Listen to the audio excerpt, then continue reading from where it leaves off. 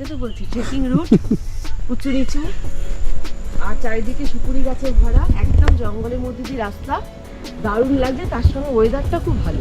ও এটা ব্যক্তিগত? প্রায় আচ্ছা, জঙ্গলের মধ্যে দিয়ে ট্রেক করছি, দারুণ লাগছে। আর এত বেশি গাছপালা যে সেরকম একটা যে পাহাড়ি বা এরকম কোনো অনুভূতি হচ্ছে না, কিন্তু বেশ মজা হচ্ছে। মনে হচ্ছে পাড়ার রাস্তা দিয়ে যাচ্ছি, কিন্তু পাড়ার রাস্তাটা একটু উঁচু নিচু। দারুণ অভিজ্ঞতা হচ্ছে। আর তাছাড়া আবহাওয়া, তীব্র রোদও নেই, আবার বর্ষা, যেটা ভয় করছিলাম বর্ষা হবে সেটা তো হলোই না। কাঠের ব্রিজ, তলা দিয়ে মনে হয় জল পাস করে, সেই জন্যেই এই ব্রিজটা তৈরি করা হয়েছে।